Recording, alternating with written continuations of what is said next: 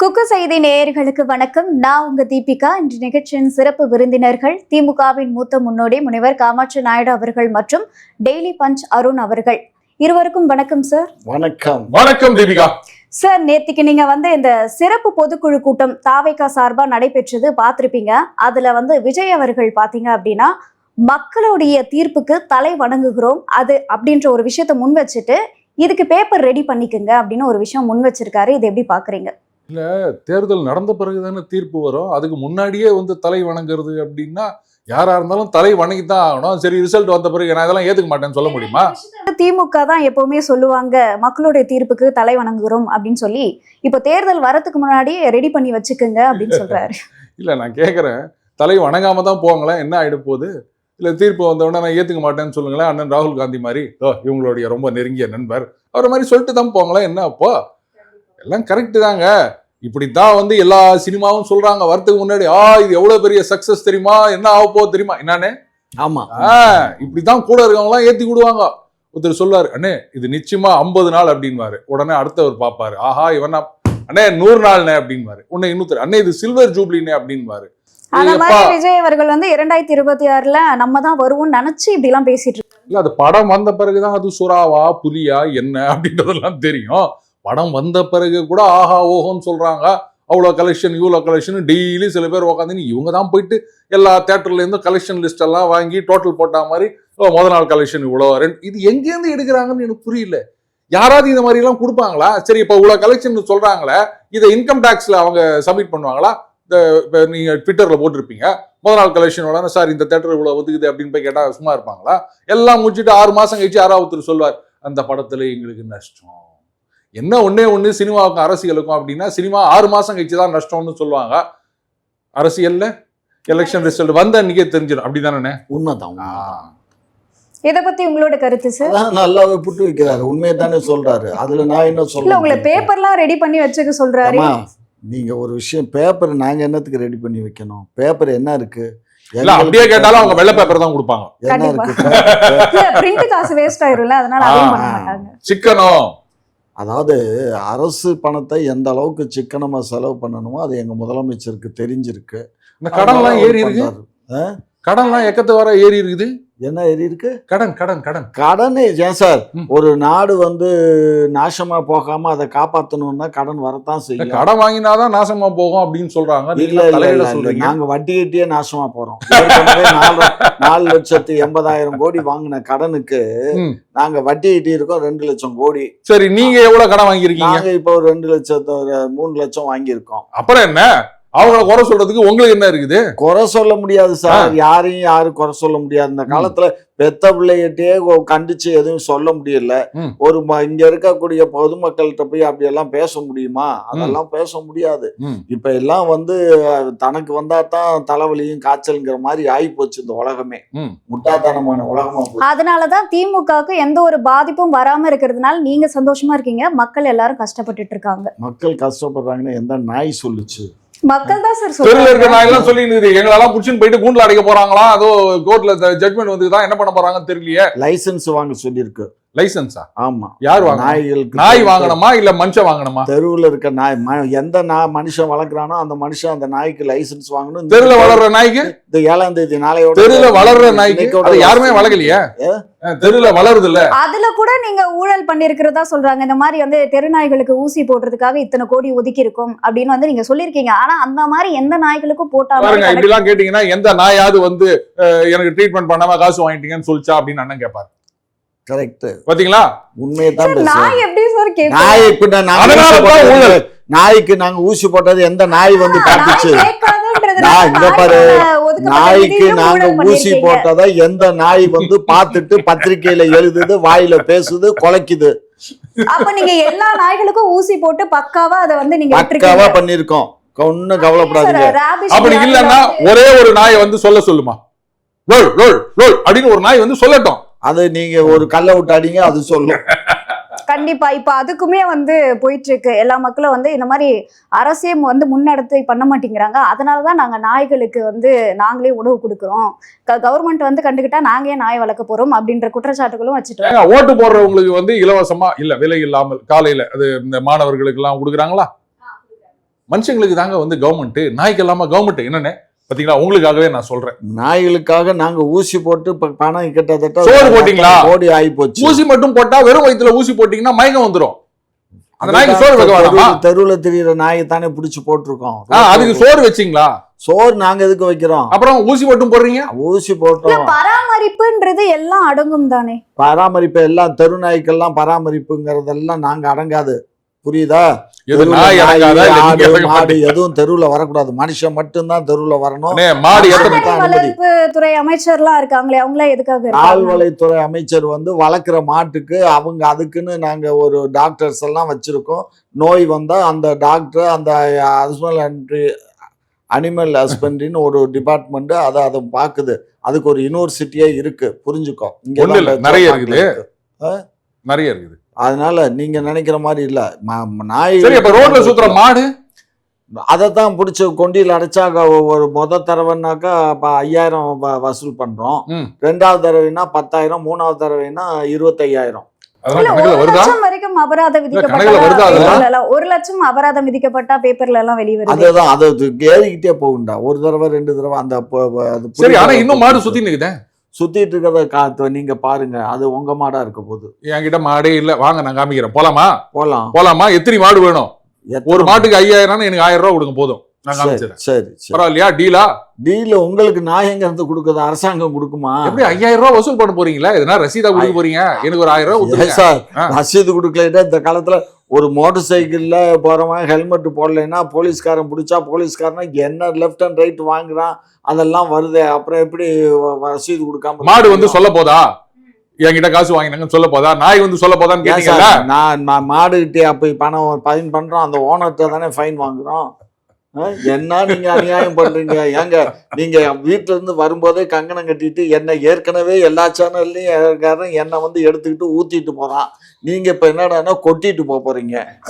Sir, Aadhav Arjuna வந்து சொல்றாரு, இந்த மாதிரி திமுகவுடைய விஷயம் எனக்கு எல்லாமே தெரியும், அவங்களோட டிஎன்ஏ என்னன்னு எனக்கு தெரியும். ஸோ எம்ஜிஆரை காட்டிலும், அதாவது அதுக்கு அடுத்து எனக்கு திமுக பத்தி நல்லாவே தெரியும் அப்படின்ற மாதிரி சொல்லியிருக்காரு. டிஎன்ஏ தெரியும்னா யாருடைய டிஎன்ஏ தெரியும்? திமுகவுடைய டிஎன்ஏ. யார் எப்படி ஊழல் பண்ணுவாங்க, யார் என்ன பண்ணுவாங்க, எந்த நேரத்துல எப்படி மாத்தி பேசுவாங்க, ஒரு விஷயத்தை எப்படி பொய்யா உருவாக்குவாங்க, இது எல்லாமே எனக்கு தெரியும். அவர் அங்கதானே ஐடி விங்க ஏதோ கவனிச்சு பாத்துக்கிட்டு இருந்தாரு. இல்ல, எனக்கு என்ன டவுட்னா, 10 வருஷம் நான் அங்க இருந்தேன், பாவ மன்னிப்பு கேட்கறேன் அப்படின்னாரா? அப்ப இதுல எல்லாம் அவரும் பங்கு எடுத்திருந்தாரா? அதனாலதான் ஒரு பாவ மன்னிப்பே கேட்டிருக்காரு. சரி, அதுக்கப்புறம் விசிக்காக போனாரு, அப்புறம் அங்க இருந்து கபால் இங்க வந்தாரு. இப்ப தாவே கால நான் வந்து இத்தனை வருஷம் இருந்தேன்னு என்னைக்கு பாவ மன்னிப்பு கேட்பாரு? கேட்க மாட்டேன்னு சொல்லுவாரு அவரு.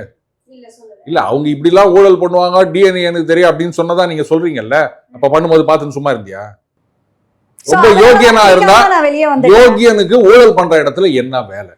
பிடிக்கிற வெளில வரணும். எப்படி 10 வருஷம் கழிச்சு? 10 வருஷம் இல்ல, 10வது வருஷம் மட்டும் தான் அவங்க ஊழல் பண்ணாங்களா? மத்த வருஷம் எல்லாம் ஊழலே பண்ணலையா? நான் பாத்துட்டே இருக்கும்போது சரி, ஓகே, சரியாயிடும் அப்படின்ற மாதிரி இருந்துச்சு. ஆனா அது கடைசி வரைக்கும் ஆகாதுன்னு தெரிஞ்சதுக்கு அப்புறம் நான் வெளியே வந்துட்டேன் அப்படின்ற மாதிரி. எப்படி கடைசி வரைக்கும்? எந்த கடைசி? யாரோட கடைசி? அதை எனக்கு முதல்ல சொல்லுங்க. அவர் சொல்றாரு, அதாவது பயணிச்ச நாட்கள் வந்து பொறுமையா இருந்ததாகவும், அதுக்கப்புறம் ஒரு அப்ப அங்கே சரி, திமுக இருந்து வெளியில வந்து எங்க போனாரு? விசிக்காக போனாரா? அது எந்த கூட்டணியில இருக்குது? அதுல தானே இருக்குது. அப்புறம் எதுக்கு அங்க போனாரு இவரு? அப்ப இங்க தாவேகான்னு கட்சி ஆரம்பிக்கல. ஆரம்பிச்ச உடனே இங்க வந்துட்டாரு. நாளைக்கு வேற யாராவது ஒரு 5 வருஷம் கட்சி ஆரம்பிச்ச உடனே ஆதாயத்துக்காக வந்து திமுகவில இருந்து விசிகாவுக்கும், விசிகாவில இருந்து டிவிகேக்கும் எதனால? அவ்வளவுதான் கேட்கணும். எந்த ஆதாயத்துக்காக 10 வருஷம் வாய மூடிந்தீங்க? சரியாயிரும். எத்தனை நாளைக்கு சரியாயிரும்? திமுக என்னைக்காவது சரியாகுமான்னு அண்ணனை கேளுங்க, சொல்வாரு. அவரே சிரிப்பாரு. டேய், நாங்க என்னைக்குடா சரியாக போறோம்? ஏன்னா இது மாதிரி எல்லாம் காமெடி பண்ணிருக்கீங்க இல்லாத மாதிரி. நீங்க என்ன சார் இது? ஆட்டை கடிச்சு மாட்டை கடிச்சு கடைசியில மனுஷனை கடிச்ச கதையா இருக்குது. இல்ல, அண்ணனே ஒத்துக்க மாட்டாரு. ஊழல் பண்றோம்னு சொல்லு, பிடிக்கல போயிட்டேன்னு சொல்லு, ஆனா நாங்க திருந்துவோம்னு காத்துட்டு இருந்தோம் சொன்ன மாதிரி இதைத்தான் என்னால ஏத்துக்க முடியாதுன்னு அண்ணனே. இல்லன்னு சார், நீங்க இந்த மாதிரி எல்லாம் பேசாதீங்க, வேண்டாம். நீங்க ரொம்ப நாள் நல்லா இருக்கணும் சார். நீங்க இந்த ஆதவ் அர்ஜுன் அவர்களுடைய குற்றச்சாட்டுக்கு என்ன சொல்றீங்க? ரிப்ளை அதான் ஐயாவே நல்லா சொல்றாரு, விளக்கமா சொல்லிட்டாரு, விளக்கமாத்துல அடிச்சு சொல்லிட்டாரு. அதுக்கு மேல நான் என்ன சொல்றது? ஏன்னா மக்கள்கிட்டயே ஒரு பாவ மன்னிப்பு கேட்கிறேன் அப்படின்லாம் சொல்லி இருந்தாரு. இதெல்லாம் பார்க்கும்போது உங்களுக்கு பாவ மன்னிப்பு கேட்கறதுன்னா அவர் கிறிஸ்துவர் பாவ மன்னிப்பு தான் கேட்பாரு. மன்னிப்பு கேட்கறீங்கிறது வேற, பாவ மன்னிப்பு கேட்கறது விஜய் கேட்பாரு. அவர் விஜய் ஆனா இதுலயும் திமுக வந்து ஒரு மத சாயம் வந்து பூசுறீங்க இல்லையா? உண்மைதானடா. மன்னிப்பு இங்க கேட்கறதுலயும் பாரு. மன்னிப்பு இங்க தமிழ்ல பாரு. எனக்கு பிடிக்காத வார்த்தை. அங்க பாரு, ஒரு விஷயம் புரிஞ்சுக்கோ. ஜோசப் விஜய், ஆதவ் அர்ஜுன், அதுக்கப்புறம் இந்த இவர் ராஜுவா நிர்மல் குமாரா, நிர்மல் குமார், அப்புறம் ராஜன் ஒருத்தர், ஒரு ஐடி John Arokiasamy, John Arokiasamy. Arokiasamy, Loyola Mani, Loyola Mani, மொத்தம் வந்து 12 பேர் வந்து அங்க இருக்க நிர்வாகிகள் எல்லாம் வந்து கிறிஸ்துவர்கள் தான். அதுல எக்ஸ்பெஷலி புரோட்டஸ்டாண்ட் இல்லை, எல்லாமே கேத்தலிக்ஸ். புரியுதுங்களா? ஆகையினால நல்லா இருக்கட்டும், வேண்டான்னு சொல்லலை. கட்சி கேத்தலிக்ஸ்னா அவங்க இந்தியாவில் பிறந்தவங்க, தமிழ்நாட்டில் பிறந்தவங்க, அவங்க அரசியலில் வரக்கூடாதுங்கிறது இல்லை. அது மன்னிப்பு கேட்குறேங்கிற வார்த்தையை கூட பாவ மன்னிப்பு. அப்ப நீ பாவம் பண்ணதுனால மன்னிப்பு கேட்குற. அதுவும் திமுகல இருந்து தானே பண்ணிருக்காரு. திமுகல இருந்து பண்ணா பாவம் இல்லையா? அது அதிமுகல பண்ணலாமா? பாத்தீங்களா அண்ணனே ஒத்துக்கினாரு. திமுகல இருந்தா பாவம் பண்ணலாமா? பாவம் அப்ப நீ பண்ணிருக்க பாவம். நீ பாவம் பண்ணிட்டு இப்ப எதுக்கு மன்னிப்பு கேட்கிற? பாவம் பண்றதுக்கு முன்னாடி இல்ல பாக்கணும். தெரியாம தப்பு பண்ணிட்டாங்கன்னா மன்னிப்பு கேட்கறது. தெரியாம தப்பு பண்ணிட்டேன்னு சொன்னாக்க நீதிமன்றம் விட்டுருமா? நேத்து கோயம்புத்தூர்ல ஒரு பொண்ணை ரேப் பண்ணாங்க, தெரியாம ரேப் பண்ணிட்டேன்னு சொன்னாக்க அந்த 3 பேர்ல விட்டுருவாங்களா? சார் அதுவும் இதுவும் ஒண்ணுதான். எவன் ஒருத்தன் தப்பு பண்றானோ அவனுக்கு தண்டனை நீதிமன்றம் இல்ல, மக்கள் நீதிமன்றம் தண்டனை கொடுக்கும். மக்கள் நீதிமன்றம் கொடுக்கலனாலும் நான் வணங்காத ஒரு தெய்வம் இருக்கு, அந்த தெய்வம் கொடுக்கும். அண்ணே எனக்கு ஒரே ஒரு கேள்விண்ணே, தப்பு பண்ணா தெரியாம பண்ணேன்னு சொன்னா 1 தடவை பண்ணலாம், 2 தடவை பண்ணலாம். 10 வருஷமா யாராவது தெரியாம பண்ணுவாங்களான்னு? அதுதான் எனக்கு புரியல. அந்த அக்கா கேக்குது. 10 வருஷமா திமுக இருந்ததே ஒரு பெரிய தப்பு. 75 வருஷமா தப்பு பண்ணிட்டு இருக்கீங்களா? இன்னும் நீங்க திருந்தலையா? அப்ப நான் என்ன சொல்றது? 75 வருஷமா தப்பு பண்ணமா? ஆமா, அவர் வயசே வந்து 55 அண்ணே. இல்ல நீங்க இல்ல, திமுக கடந்த 75 வருஷமா மக்களுக்கு பாவம் தான் பண்ணிட்டு இருக்குன்னு சொல்லிட்டு இருக்காங்க. நாங்க எல்லாமே திறந்த புத்தகம், யாரு வேணாலும் போகையில எடுத்து படிக்கலாம், பார்க்கலாம். ஏதாவது எழுதியிருந்தா தானே படிக்கிறதுக்கு, ஒரே வெள்ளை பேப்பர் ஆகுது. வெள்ளை காகிதமா இருக்கு. வெள்ளை காகிதமாவது இருக்குன்னா அப்ப எங்க மனசு சுத்தம், நாங்களும் சுத்தம்னு தெரியுதா? அதுதான் வெள்ளை பேப்பர். சொல்றீங்க ஏதாவது எழுதி இருந்தா அதுதான்டா, நீ தானே சொன்ன வெள்ளையா இருக்கு வெள்ளை பேப்பரா இருக்குன்னு. வெள்ளை பேப்பர்னா எங்க மனசு வெள்ளை, அதனால அதுல எதுவும் செய்தி இல்ல, அதுவும் வெள்ளையா இருக்கு. அப்போ இது வரைக்கும் நீங்க எதுவுமே மக்களுக்கு செஞ்சது இல்ல, அதனாலதான் அங்க குறிப்பிட ஒண்ணுமே இல்லைன்னு மக்களுக்கு நாங்க செஞ்சோமா செய்யலையான்னு சொல்லி மக்கள்கிட்ட கேட்கணும். அதை நீங்க கேட்க கூடாது. புரியுதா? நாய்க்கே செஞ்சுக்கிறோம், நாய்க்கே செஞ்சுக்கிறோம் இல்ல அப்படின்னு சொல்லிருக்கோம். நீங்க உடனே போய் நாய்கிட்ட போய் கேளுங்கன்னு சொல்றாங்க. நாய்க்கே நாங்க செஞ்சிருக்கும் போது அதுக்காக நாய்கிட்ட போய் கேட்க முடியுமா? நானு நாய்க்கு புடிங்கிடுச்சுன்னா வல்லுன்னு புடிங்கிடுச்சுன்னா 16 ஊசி போட்ட வேண்டியதுதான். அதுவும் அண்ணனே ஸ்பான்சர் பண்ணுவாரு. பண்ணிடுவோம். அது கவர்மெண்ட் ஹாஸ்பிட்டல்ல இல்ல, மருத்துவத்துறை எல்லாம் ரொம்ப சிறப்பா செயல்பட்டு இருக்குன்னு மா சுப்பிரமணியன் அவர்களும் சொல்லி இருந்தாரு கடந்த காலங்கள்ல. சோ அதனால நாய் கடிச்சு போனாலும் நல்ல ட்ரீட்மெண்ட் வந்து கிடைக்கும் அரசு மருத்துவமனையில. நாய் கடிச்சு போனா அது கடிக்காம இருக்கிறதுக்கு என்ன பண்றது? அதான முக்கியம். வருமுன் காப்போம் அண்ணே எங்கேயோ கேள்விப்பட்ட மாதிரி இருக்குதுல. அப்ப என்ன அர்த்தம்? கடிக்க முன் காப்போம் தானே அர்த்தம். அப்ப கடிக்கிறதுக்கு முன்னாடி எல்லாம் காக்கணும். அப்புறம் நாங்க வந்து சுட்டு பிடிச்சிட்டோம் சொல்றதெல்லாம் ஒரு பெருமையா என்னன்னு? இல்ல நான் தான் சொன்னேன், அந்த பொண்ணு சொல்லியிருக்கணும், இந்த மாதிரி நான் காட்டுக்குள்ள போறேன், இரவு 12 மணி எனக்கு பாதுகாப்பு அனுப்புங்கன்னு சொல்லியிருக்கணும். அந்த பொண்ணு காவல் நிலையத்தில் நான் 12 மணிக்கு இந்த காட்டுக்குள்ளே போகிறேன், என் ஃப்ரெண்டை பார்க்க போகிறேன்னு சொல்லிட்டு போயிருக்கணும். அப்படி இல்லையா, அந்த ரேப் பண்ண பசங்களும் ஐயா நாங்கள் இந்த மாதிரி 12 மணிக்கு ஒரு பொண்ணை ரேப் பண்ண போகிறோம்னு சொல்லிட்டு போயிருக்கணும். நாங்கள் அதை செய்ய விடாமல் தடுத்துருப்போம். இந்த பொண்ணுக்கும் பாதுகாப்பு. எனக்கு ஒரு விஷயம் புரியல. நீ தானம்மா கேட்குறீங்க ஏன் வருமுன் காப்போம்னா, அப்போ அவங்க சொல்லலைன்னா எங்களுக்கு எப்படி தெரியும்? எப்படி தெரியும்? தெரியுமா? கோயம்புத்தூர்ல ஏர்போர்ட் பக்கத்துல எங்கயாவது காடு வச்சுக்கிறீங்க நீங்க? அப்புறம் காட்டுக்குள்ள போறது நீங்க நாட்டுக்குள்ளதான் இருக்குது. அது அதுல எங்க போறதுக்கும் வந்து பர்மிஷன் கேட்டுதான் போறோம். ப்ரொடெக்ஷனோட நாட்டுல வந்து ப்ரொடெக்ஷனோட தான் போறோம் அப்படின்னா இதுக்கு பேர் தான் சட்டம் ஒழுங்கா? காடுங்கிறது எங்க இருக்கு? நாட்டுக்குள்ளதான் காடு இருக்கு, காட்டுக்குள்ளதான் நாடு இருக்கு, நாட்டுக்குள்ளதான் எங்க இருக்குது காடு? அங்க என்ன சிங்கம்புலியா இருக்குது? சிங்கம்புலி இருக்கிறது அது ஃபாரஸ்ட்.